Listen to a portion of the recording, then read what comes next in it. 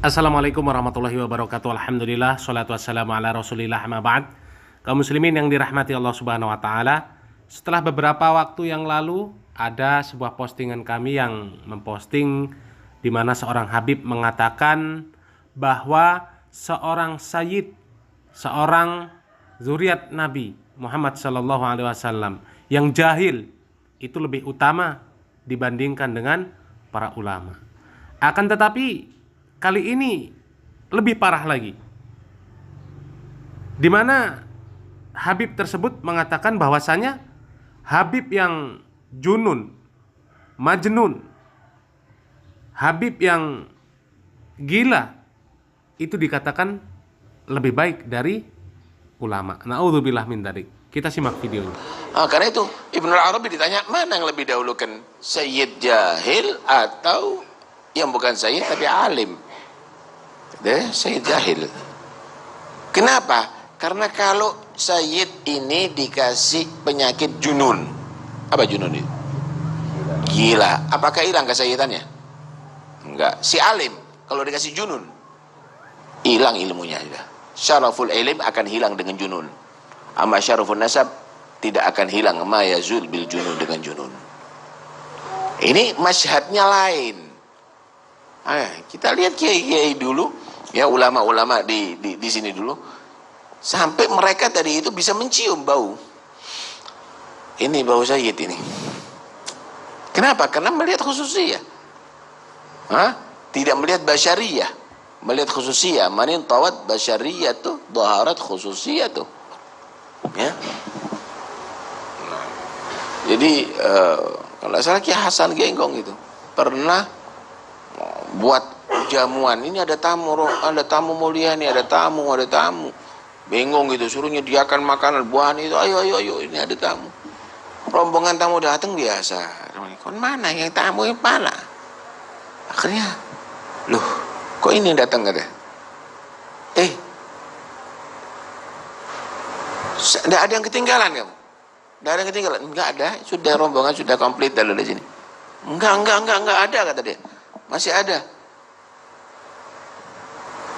Ya supir kata dia. Supirnya dipanggil, datang kan? Ini kata dia. Enggak taunya supirnya Sayyid. Enggak tahu supirnya Sayyid. Ya ini tamu yang kami tunggu kata dia. Ya itu masyhadnya lain. Karena itu kita kadang-kadang melihat apa ya?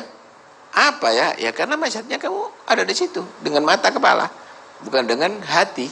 Kalau dengan hati, ta'zimnya kepada Nabi akan kelihatan setiap saatnya Nabi ada di situ. Sama dengan kayu itu, tongkat itu.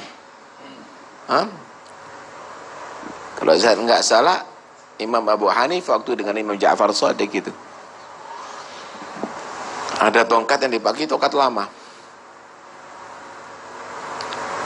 Inginnya diganti yang baru atau bagaimana caranya ganti yang baru? Kamu nggak tahu ini tongkat siapa? Ini tongkatnya Rasulullah. Ambil dicium sama Sena Abu Hanifah itu.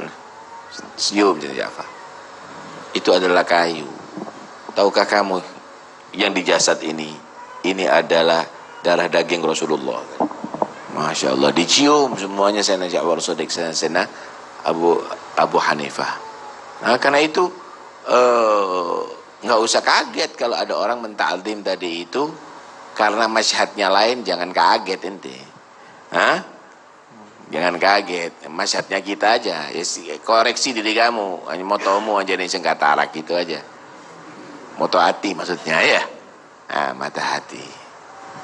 Nah, wallahu alam. Kaum muslimin yang dirahmati Allah subhanahu wa ta'ala, hampir semua pembicaraan mereka yang mengaku sebagai zuriat Nabi Muhammad sallallahu alaihi wasallam itu berbau keyakinan khurafat. Semisal bisa mengetahui nasab seseorang meskipun belum mengetahui siapa orang tersebut, belum mengenal orang tersebut. Kita sudah simak video dari Habib tersebut mengatakan ketika ada seorang kiai yang kedatangan beberapa tamu, kemudian kiai tersebut mengetahui bahwa ada sesuatu yang tertinggal oleh tamunya.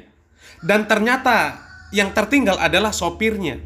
Sopirnya ternyata adalah seorang sayyid, seorang keturunan Nabi Muhammad SAW. Bukankah hal seperti itu termasuk hal yang gaib?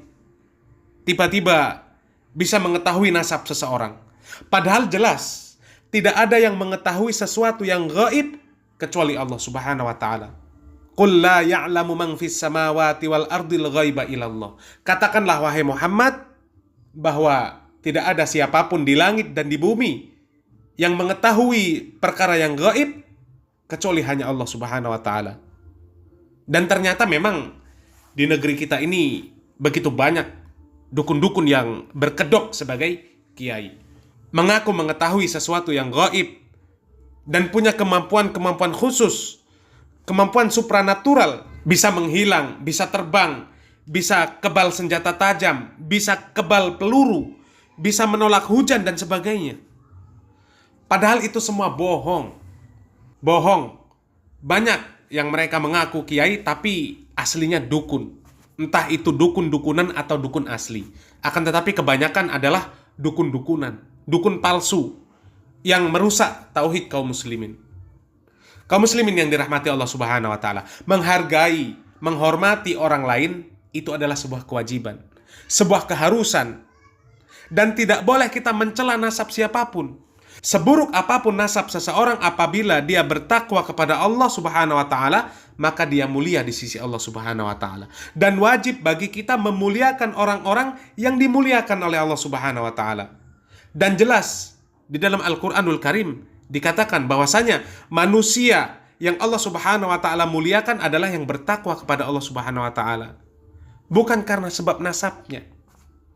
Kalau sebab nasab yang mulia kemudian harus dimuliakan, maka berapa banyak kisah-kisah yang bisa kita ambil pelajaran. Orang-orang yang mempunyai nasab yang mulia, anak keturunan Nabi, akan tetapi menjadi orang yang terlaknat di dunia dan akhirat. Na'udzubillah min dzalik. Mereka yang mengaku sebagai zuriat Nabi Muhammad SAW, seharusnya merekalah yang menjadi orang-orang yang terdepan di dalam membela syariat Islam.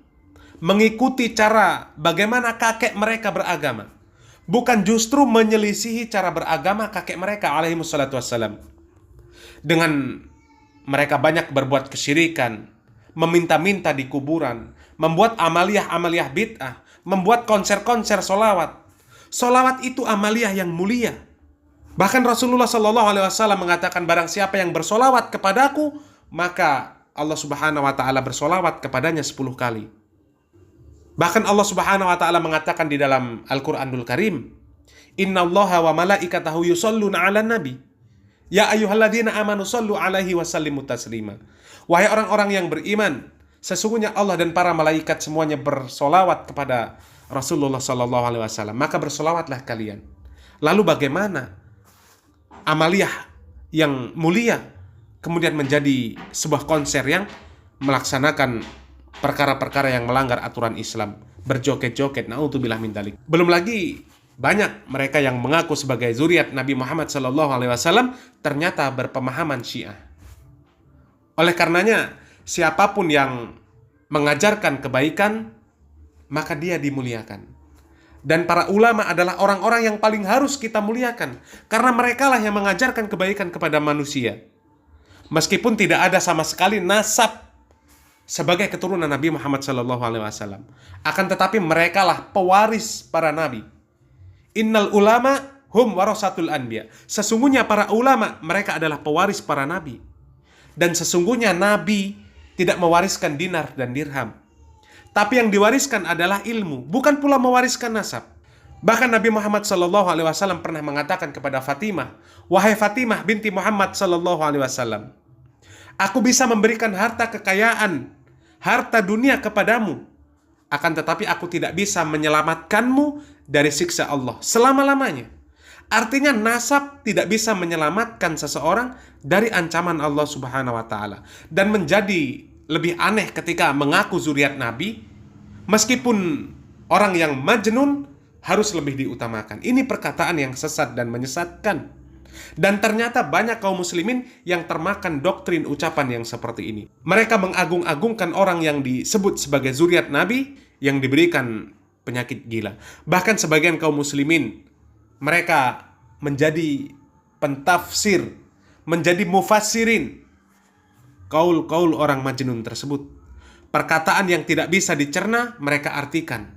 Kemudian mereka maknai sendiri, dan kemudian mereka yakini.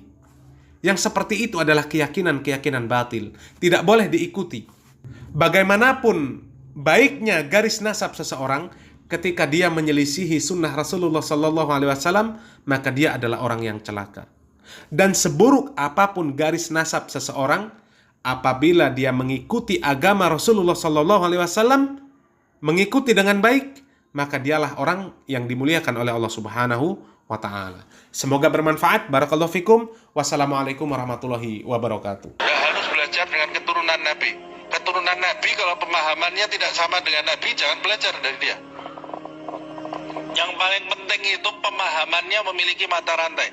Kalau nasabnya saja sampai ke Nabi, tapi pemahamannya tidak sampai ke Nabi, jangan belajar kepada dia. Tapi kalau ada keturunan Nabi, nasabnya sampai, pemahamannya juga sampai ke Nabi Muhammad SAW, utamakan dia. Keturunan Nabi, nasabnya sampai ke Nabi, tapi gaya hidupnya beda dengan gaya hidupnya Nabi, jangan didekati. Dia kan manusia biasa juga, bisa berbuat salah, jangan kemudian didewakan. Keturunan Nabi ini, keturunan Nabi. Keturunan Nabi bukan Nabi. Keturunan Nabi Muhammad bukan Nabi Muhammad SAW. Keturunan Nabi Muhammad, kalau jalan di jalannya Nabi Muhammad SAW, baru kita jadikan panutan. Baru kita jadikan panutan. Kalau keturunannya Nabi Muhammad SAW tidak jalan di jalannya Nabi Muhammad SAW, ya tidak ada bedanya. Anaknya Nabi Nuh tidak sejalan dengan Nabi Nuh, kita ikuti dia, tenggelam kita.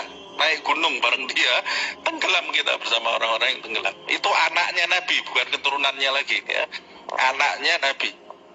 Istrinya Nabi Nuh, istrinya Nabi Lut, kena azab dia. Pamannya Nabi Muhammad di neraka dia, Abu Lahab.